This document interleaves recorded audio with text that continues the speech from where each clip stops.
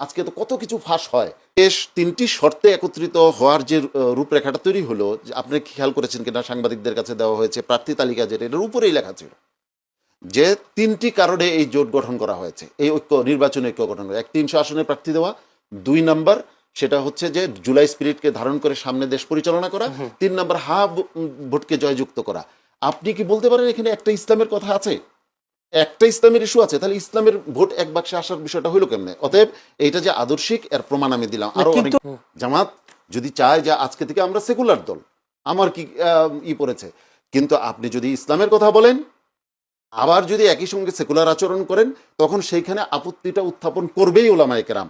এদেশের যারা ইসলাম চায় তারা এটা করবে। আমি এখানে একটা দৃষ্টান্ত দিতে চাই। রাসূল করিম সাল্লাল্লাহু আলাইহি ওয়াসাল্লামকে মডারেট হওয়ার জন্য বলেছি, যে আপনি আপনার খোদার দিকে, আপনার আল্লাহর দিকে, আপনার রবের দিকে ডাকেন, কিন্তু আমাদের রবের বিরুদ্ধে কিছু বলবেন না, তাহলে আপনাকে রাষ্ট্র ক্ষমতা দেওয়া হবে। আমার ভাই রাষ্ট্র ক্ষমতায় যাওয়ার কথা বললেন, রাষ্ট্র ক্ষমতায় গেলে নিজের আদর্শকে কি স্যাক্রিফাইস করব?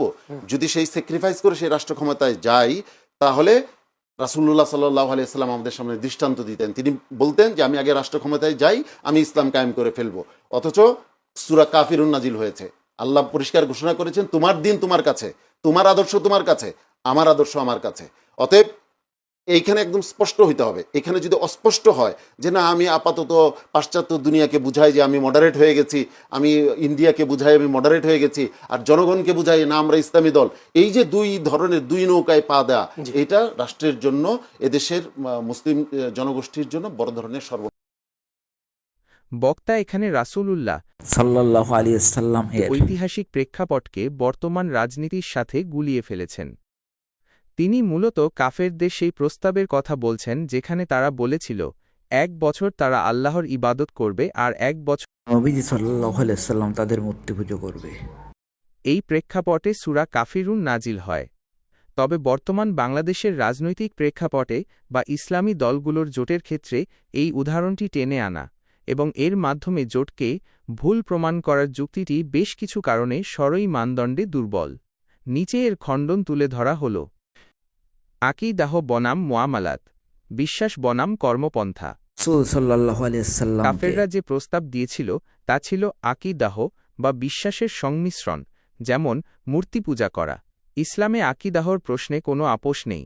খণ্ডন: বর্তমান বাংলাদেশের ইসলামী দলগুলো যখন জোট করে, তারা কেউ কাউকে মূর্তি পূজা করতে বা শিরক করতে বলে না।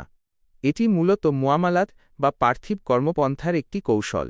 শরীয়তের দৃষ্টিতে ইবাদতের আপোষ হারাম, কিন্তু রাজনৈতিক বা সামাজিক সন্ধি, ট্রিটি জায়েজ। 2.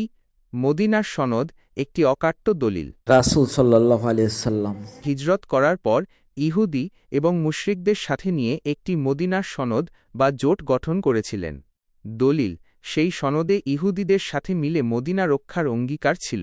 সেখানে ইহুদিরা তাদের ধর্ম পালন করত এবং মুসলমানরা তাদের। যুক্তির খণ্ডন: বক্তার যুক্তি অনুযায়ী যদি জোট করা মানেই মডারেট হওয়া বা আদর্শ বিসর্জন হয়, তবে মদিনার সনদকে তিনি কিভাবে ব্যাখ্যা করবেন?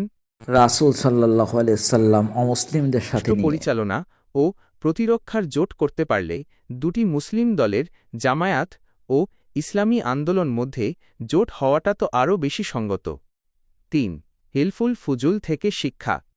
নবুয়াতের আগে এবং পরেও রাসূল সাল্লাল্লাহু আলাইহি ওয়াসাল্লাম হিলফুল রাসূল নামক একটি জোটের প্রশংসা করেছেন, যেখানে অনেক মূর্তি পূজারী কাফেরও সদস্য ছিল। রাসূল সাল্লাল্লাহু আলাইহি ওয়াসাল্লাম বলেছিলেন, ইসলাম আসার পরেও যদি এমন জোটের ডাক দেওয়া হয়, তিনি তাতে সাড়া দেবেন।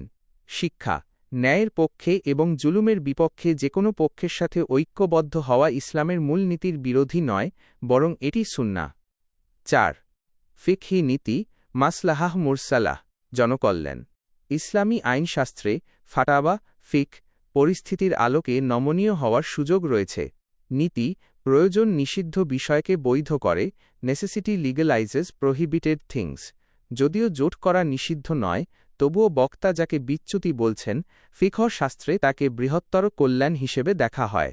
যদি জোটের ফলে ইসলামী দলগুলো শক্তিশালী হয় এবং ইসলাম বিদ্বেষী শক্তি দুর্বল হয়, তবে সেই জোট করা ওয়াজিব বা আবশ্যক হয়ে দাঁড়ায়।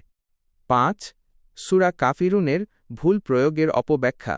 বক্তা সম্ভবত বোঝাতে চাইছেন জোট করলে মডারেট হতে হয়, কিন্তু মডারেট ইসলাম এবং মধ্যপন্থা ওয়াসাতিয়া এক নয়। কুরআনের বাণী, আমি তোমাদেরকে একটি মধ্যপন্থী জাতি হিসেবে সৃষ্টি করেছি। সূরা বাকারা ১৪৩। খণ্ডন, বক্তা চরমপন্থাকে রিজিডিটি আদর্শ মনে করছেন, কিন্তু ইসলাম কঠোরতার নাম নয়। কাফেরদের সাথে ইবাদতে অংশ নেওয়া আর মুসলিম ভাইদের সাথে রাজনৈতিক কৌশল ভাগ করে নেওয়া, এই দুটির মধ্যে আসমান জমিন পার্থক্য রয়েছে। উপসংহার ও বক্তা নসিহা। রাসূল সাল্লাল্লাহু আলাইহি ওয়াসাল্লাম এর দাওয়াতের প্রাথমিক পর্যায়ের একটি ঘটনাকে ভুল জায়গায় প্রয়োগ করছেন।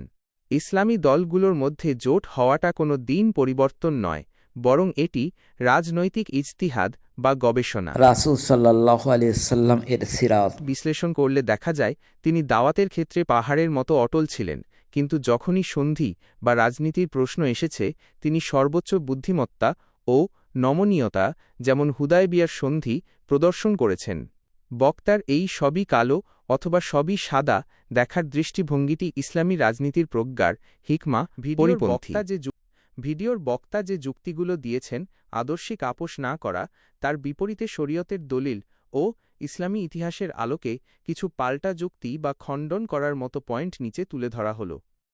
বৃহত্তর স্বার্থে কৌশলগত ঐক্য, হুদায়বিয়ার সন্ধি। ইসলামে আদর্শে অটল থাকা যেমন জরুরি, তেমনি বৃহত্তর কল্যাণে মাসলাহা ভিন্নমতাবলম্বীদের সাথে চুক্তি ঐক্যবাচক করাও রাসূল সাল্লাল্লাহু আলাইহি ওয়াসাল্লাম এর সুন্নাহ। দলিল, হুদায়বিয়ার সন্ধির সময় রাসূলুল্লাহ সাল্লাল্লাহু আলাইহি ওয়াসাল্লাম কাফেরদের অনেক কঠিন শর্ত মেনে নিয়েছিলেন। এমনকি বিসমিল্লাহ লিখতে বাধা দিলে তিনি তা মুছে দিয়েছিলেন। বাহ্যিকভাবে এটি আপোষ মনে হলেও কুরআনে একে ফাতহুম মুবিন বা সুস্পষ্ট বিজয় বলা হয়েছে। প্রয়োগ, রাজনৈতিক প্রেক্ষাপটে দুটি দলের জোট হওয়া মানেই আদর্শ বিসর্জন দেওয়া নয়, বরং অভিন্ন শত্রুর মোকাবিলায় বা বড় কোনো অনিষ্ট ইভিল থেকে বাঁচতে এটি একটি সরই কৌশল হতে পারে। ২. মন্দের ভালো বেছে নেওয়া, আখাফুদ দ্বারা লাইন। ফেকাহ শাস্ত্রের একটি মূলনীতি হল, যদি দুটি মন্দের সম্মুখীন হতে হয় তবে ছোট মন্দটি বেছে নিয়ে বড় মন্দ থেকে বাঁচতে হবে। যুক্তি, যদি এককভাবে চলতে গিয়ে ইসলাম বিদ্বেষী শক্তির ক্ষমতা সংহত হওয়ার ভয় থাকে, তবে তুলনামূলক কাছাকাছি আদর্শের দলের সাথে জোট করাকে ওলামায়ে কেরাম জায়েজ মনে করেন। একে আদর্শিক বিচ্যুতি না বলে কৌশলগত অবস্থান বলা হয়। ৩. মুসলমানদের মধ্যে অনৈক্যের নিষেধাজ্ঞা। কুরআন মজিদে আল্লাহ তাআলা বারবার অনৈক্য থেকে বেঁচে থাকার নির্দেশ দিয়েছেন। দলিল, তোমরা সকলে আল্লাহর রজ্জুকে শক্তভাবে ধারণ করো এবং পরস্পর বিচ্ছিন্ন হও না। সূরা আল ইমরান ১০৩। খণ্ডন, বক্তা যখন জোটের সমালোচনা করছেন তিনি মূলত বিভক্তিকে উস্কে দিচ্ছেন। ইসলামী দলগুলোর মধ্যে ছোটখাটো মতভেদ, ইখতিলাফ থাকলেও বড় স্বার্থে ঐক্যবদ্ধ থাকা ওয়াজিব। জোট ভেঙে দেওয়া বা একে বিচ্যুতি বলা শরীয়তের এই ঐক্যের নির্দেশের পরিপন্থী হতে পারে। ৪. নমনীয়তা বনাম কঠোরতা। বক্তা যে কঠোর অবস্থানের কথা বলছেন, অনেক সময় তা চরমপন্থার এক্সট্রিমিজম দিকে নিয়ে যেতে পারে। হাদিস, রাসূলুল্লাহ সাল্লাল্লাহু আলাইহি ওয়াসাল্লাম বলেছেন, দিন সহজ, একে যে কঠিন করবে সে পরাজিত হবে। সহিহ বুখারী। যুক্তি, রাজনীতিতে সবসময় হয় সব, না হয় কিছু না, নীতি চলে না। পর্যায়ক্রমে পরিবর্তনের গ্র্যাজুয়াল চেঞ্জ জন্য বিভিন্ন পক্ষের সাথে সমঝোতা করা নবীগণের দাওয়াতের পদ্ধতি ছিল। ৫. সূরা কাফিরুনের ভুল প্রয়োগের সম্ভাবনা। বক্তা সূরা কাফিরুন দিয়ে যে যুক্তি দিয়েছেন সেটি সাধারণত মুসলিম ও কাফেরদের মধ্যে পার্থক্যের ক্ষেত্রে প্রযোজ্য। খণ্ডন, জামায়াতে ইসলামী বা ইসলামী আন্দোলন উভয়ই মুসলিম দল। নিজেদের ভাইদের সাথে রাজনৈতিক জোটের ক্ষেত্রে কাফেরদের জন্য নাজিল হওয়া আয়াত দিয়ে আদর্শিক দেয়াল তৈরি করা তাত্ত্বিকভাবে প্রশ্নবিদ্ধ। মুসলমানদের সাথে ব্যবহারের ক্ষেত্রে সূরা আল ফাতহ এর ২৯ নম্বর আয়াত পরস্পরের প্রতি দয়াশীল বেশি প্রযোজ্য। সারসংক্ষেপ ও সিদ্ধান্ত। বক্তার কথাগুলো আবেগীয়ভাবে শুনতে ভালো লাগলেও বাস্তব রাজনীতি, রিয়েল পলিটিক এবং ইসলামী ফিকহ, ইসলামিক জুরিসপ্রুডেন্স অনুযায়ী ১. জোট করা মানেই ঈমান বা আদর্শ বিক্রি করা নয়। ২. ইসলামী দলগুলোর পারস্পরিক কাদা ছোড়াছুড়ি ইসলামের শত্রুদেরই লাভবান করে। ৩. শরীয়তে পরিস্থিতির আলোকে নমনীয় হওয়ার সুযোগ রয়েছে। বক্তা যেটিকে দুই নৌকায় পা দেওয়া বলছেন, শরীয়তের ভাষায় সেটি হতে পারে হিকমাহ বা প্রজ্ঞা।